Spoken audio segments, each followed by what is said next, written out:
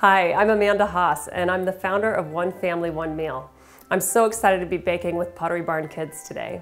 And I'm starting by sharing a recipe with you for gluten-free gingerbread cookies. Now, I found this amazing flour that is gluten-free that you can actually use interchangeably for regular flour, so everyone in your family can really enjoy holiday baking. Let me show you how I get started. I've got 3 1/4 cups of this cup for cup flour that I'm using. Then I'm just adding 3/4 teaspoons of baking soda and all of these great spices. I've got a tablespoon of fresh cinnamon, a tablespoon of ginger, I've got a 1/2 teaspoon of ground cloves, and then just the smallest grating of fresh nutmeg. It's a 1/4 teaspoon.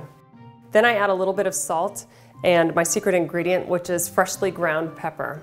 All right, now I'll add my other ingredients to the KitchenAid mixer. I've got 2 sticks of unsalted butter that's actually been softened already, and I combine that with a 1/2 cup of firmly packed brown sugar. And I just like to mix it on low to medium-low speed for a minute or so until it's light and fluffy. Then I add 1 egg and a 1/2 cup of molasses to that mixture and just beat it on low speed again until it's well incorporated. Now I'm ready to add my dry ingredients to the wet ingredients in the mixer. And I just put the mixer on low speed and slowly add the flour and let them mix for about 10 to 15 seconds to incorporate them. And then I'll add the other half of my dry ingredients.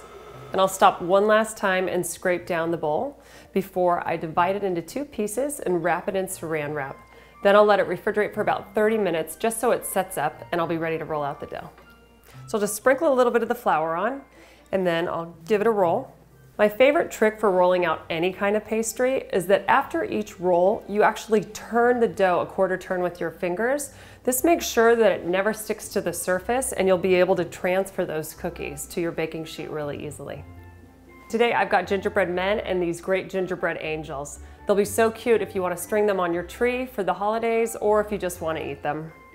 After your cookies are cut, you can place them on a parchment-lined baking sheet. Now I'm going to preheat my oven, and when I'm actually working with gluten-free flours, I like to cook them at 25 degrees lower temperature than typical. So for this recipe, I'm doing them at 325 degrees. I also bake them for 1 to 2 minutes less than regular cookies. Now I'm going to do some really fun tricks for decorating them before they go in the oven. You can see that I'm taking just a little stick and I'm punching holes where I want to string some of them. Another fun thing you can do is use those same skewers to just make little impressions in the cookie if you want to make eyes or buttons or any fun trim around each gingerbread cookie. Now I'm ready to bake my cookies. I'm just going to bake them for 5 to 7 minutes until they're barely set, and then I'll let them cool on a cooling rack for a couple minutes before transferring them to a cutting board. Now comes the fun part, decorating them. So the first thing I'm going to do is put a couple of them on string. And I've just taken some really fine string, and I'm going to loop it through those 2 holes that you saw me make, and then tie a knot in the back so that they're really easy to hang on your tree. You'll see the ones where I'd already made the indentations too. It's so easy to just fill those in with royal icing, and they look great. People won't even believe that these cookies are gluten-free. They are so delicious. For more recipes like this, you can visit potterybarnkids.com or my website at onefamilyonemeal.com. Have fun!